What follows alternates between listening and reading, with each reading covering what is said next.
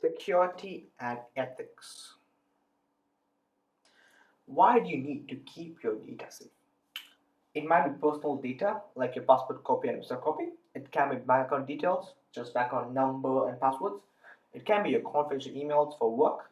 It can be passwords like your Gmail password, email password, your PS4 password. By keeping this information confidential, you need to protect such as security like SSL or TLS to protect confidential data. How can data be hacked or threatened? Your data can be threatened or hacked by dangerous software, such as hackers or accidental damages or by dangerous softwares. For example, a bank's website, the hacker can divert your web address to go to that fraudulent website. They mimic everything as perfect. It may not look like it may even look like a real bank website. It won't look fake. And then taking all the bank numbers while you type them. Now, how do you prevent data from being hacked? That's accidental loss of data, where you use backup to prevent it in case the data is lost or corrupted. You can save the data. You can use of passwords and user ID to restrict access to authorized users only, like you or you and your parents and only some trusted people. Hardware fault. Hardware fault. They use backups. The use of UPS, which is uninterruptible power supply, to prevent power loss causing hardware malfunction. You can save data on a regular basis. Use of parallel systems. Software fault. For software fault, you can use backups again to save the data. You need to save data on a regular basis in case your software suddenly freezes. You can also use incorrect computer operations. They use backup ops and they use correct training procedures so that the user are aware of correct operation of hardware. So they don't do something that they by mistake do that can take on a firewall or something so the hackers can go in. So how can you prevent data from being hacked? Firewalls is also a method to protecting the data. They can either be software or hardware. They are also in between the user's computers and external network. They act as a wall between the user and external network. They filter the information in and out of the computer. They check all the information has been hacked or not, and they take the hacks. Firewalls do many things. They can examine the traffic between the user's computer and a public network. They warn the user if some software is trying to get access to external hard drive. They can also prevent the viruses or hackers from entering the user's computer. That's an example of a Mac picture. You have an option to on it or off it. Passwords. Passwords are a string of characters that are used to verify the identity of a user so they can access the computer. Passwords are usually made to be strong, like they should have uppercase letters, lowercase letters, special characters, like the at symbol, numbers like 1, 2, 3, 4. Some passwords need to have these features to be told a password. Like for example, if you're creating a Gmail account, the password you need to have it needs to contain some features, and then you can continue. If you don't, it will prompt you to use it to have the features to have a strong password. Digital signatures. A digital signature is a mathematical technique that is used to validate the authenticity and integrity of the message. Software digital document. It's the digital signature to approve something. There's 4 types of signature. There's electronic signature, biometric signature, a digital signature, and advanced biometric signature using digital signature. In some document like Microsoft, they have an option for this, meaning you can like copy the signature and paste it. Biometrics. Biometrics they rely on the human characteristics. They can because everyone has a unique fingerprint, unique number of lines.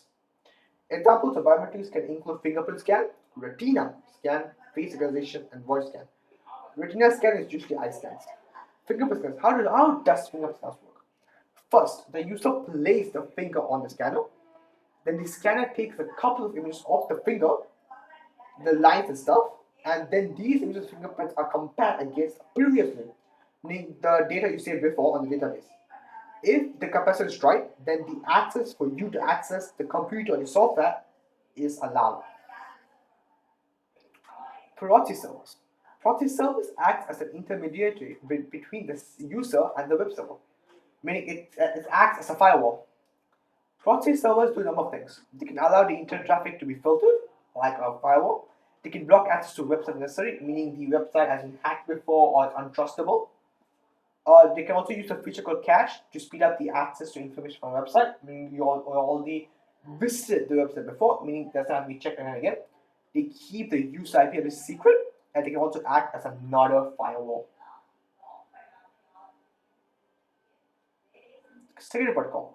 Security protocol can be two things: SSL or a TLS. SSL is a secret socket layer. This allows the data to be sent and received securely. How it works, for example, first, when you send this to the website, SSL encrypts the data, meaning they check the data and keep it, make sure it's private. The user will know if the SSL is being applied or not. And how can they see it? They can see by there will be a small padlock symbol with lock symbol on the top of the bar. You have TLS. TLS is transport layer security. They are a form of protocol that ensures the security and privacy of data when transferring files across the internet. They're designed to power encryption, authentication, and data integrity is way better than SSL, meaning they are better than SSL. TSL. Okay, TSL has two layers for it. There's a regular protocol. This part of the communication can be used without encryption. A handshake protocol. This permits the website and client to authenticate each other and to make use of encryption algorithms. Systematic encryption. Systematic encryption is a secret key which can be a combination of characters. For example, if a key is subject to a message, the content is changed, which makes it unreadable for the hacker to read it. So one key is to encrypt the data and another is to decrypt the data. The second risk here is that the key needs to be set to submit, so it can be that can be detected by the hacker. This risk is called the key distribution problem. How to keep online systems safe from attacks? The safe from attacks, they can include denial service attacks, phishing, farming, war driving, and spyware software. What are denial of service attacks? A denial of service attack is an attempt at preventing users from accessing part of a network not by internet server. For example, usually a temporary but can be damaging act or a big breach of security, meaning they can access the password and stuff. The attacker may be able to prevent the user from accessing emails, and they can't open an email when they need to open it. Accessing websites, like some websites like YouTube, they might block that. And accessing online services, banking. An example, it could be flooding your website, your internet, with users' traffic. When the user types or clicks on a URL, a request is to the internet server, which contains the website. The server can only handle the final request. It's not inside internet. If it becomes overloaded, it won't be able to serve the user request, meaning the hackers lots of bots to interfere with the internet. Phishing. What is phishing? Phishing is a type of social engineering where an attacker sends a fraudulent message deciding to trick a human victim into revealing sensitive information to the attacker, or deploy malicious software on the victim's infrastructure like ransomware. So what this does is they send a message like for a website, meaning they can send a message to a person saying there's an emergency in the bank account. You need to put your bank account details to check it, to check your privacy. And then the user might believe it and go to a website that look exactly like a real website but it'll be faked. And that's how the hacker gets into the bank account details and stuff.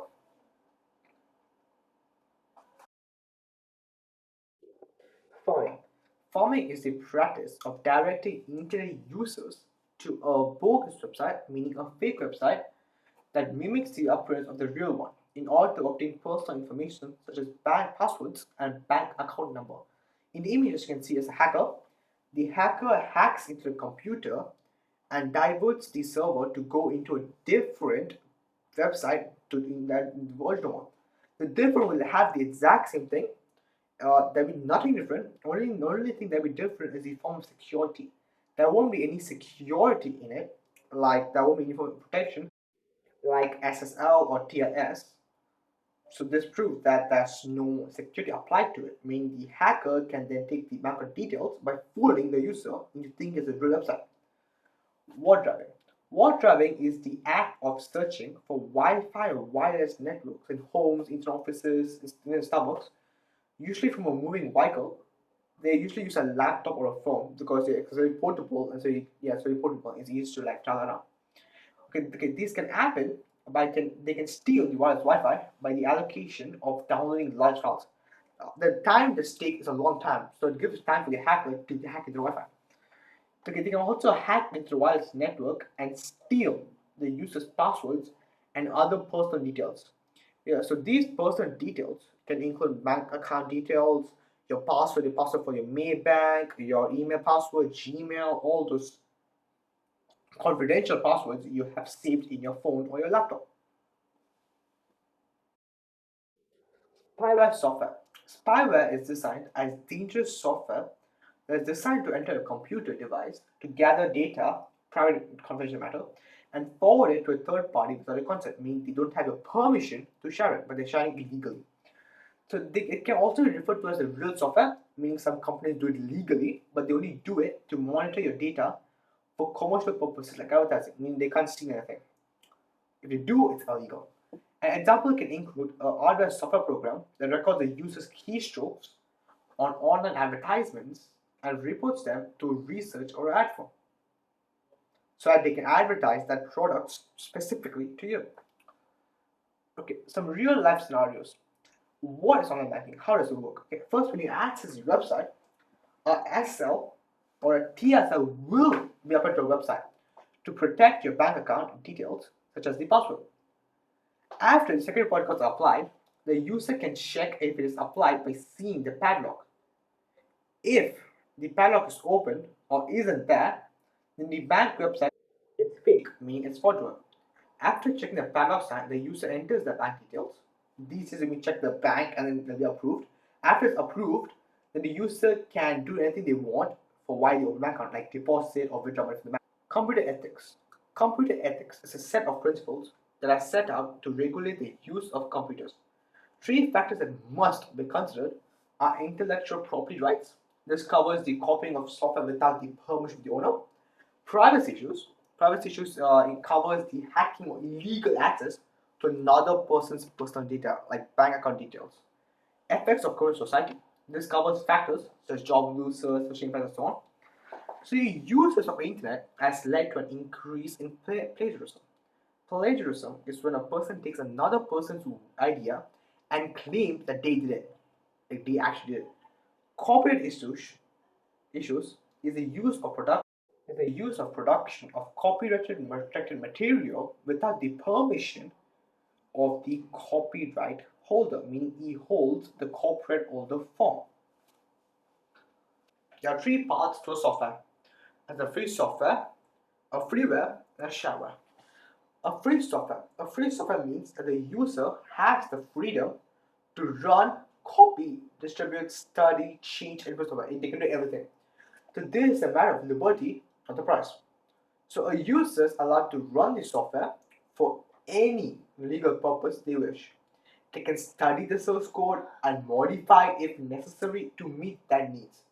They can also pass the software to their family, friends, or someone else, anyone they wish. Meaning there's no restriction that they don't need a permission from an owner to do that. A freeware. A freeware is a software that the user can download from the internet free of charge. Meaning it's free, it's not paid, you don't have to pay anything for it. Once it has been downloaded, there are no fees associated with using the software. But freeware is subject to copyright issues, and users are often requested to take a pause to say they understand the terms and conditions of governing the software. This means the user can't modify or study the source code in any way. Examples can include Chrome, Adobe. Another one is shareware. Shareware is a commercial software that is distributed free to users eventually, either requiring or encouraging users to pay for the continuous support of the software. So, for example, the users are allowed to try some software free of charge for a specific trial period, like 30 days or like a 1 month or 7 months. After this trial period is expired, you need to pay some fee to continue using it. This type of software is usually fully protected with copyright laws, and the user must make sure they don't use the source code in any of that software. And for this one, permission needs to be obtained before sharing it to someone else, like your friends or family. It needs to be obtained from the owner. The ethical issues. There are many ethical issues of like computers and stuff. These ethical issues for this they can include hacking, cracking, and production of malware. And as you should know, cracking is not the same thing as hacking. They're totally different things. Hacking. Hacking. This is the intentional penetration of a system or network for the purpose of discovering vulnerabilities and evaluation the security of the system or network. So the advantages of hacking can include many things.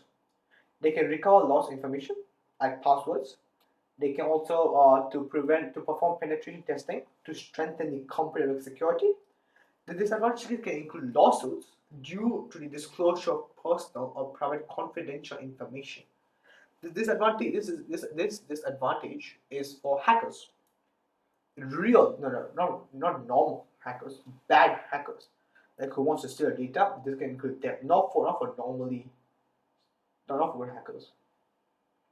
Yeah, that's for hacking. Now what about cracking? Cracking is when someone edits a program source code in the software so the code can be exploited or changed for a specific source. This is usually done for malicious purpose, meaning a bad purpose. It's strictly used in a criminal sense. People do cracking for data theft, corporate espionage, data manipulation, damage, spreading malware, all the bad things. Now, production of malware. Production of malware refers to any intrusive software developed by cybercriminals to steal personal data and damage or destroy computer programs. Examples of this include viruses. Viruses can cause computers to crash or stop functioning. For example, if you're watching a YouTube video and suddenly crashes, that's a virus probably.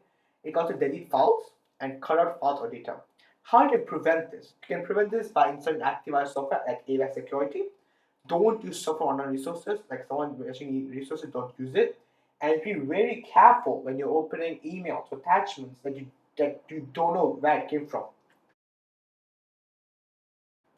Thank you for listening.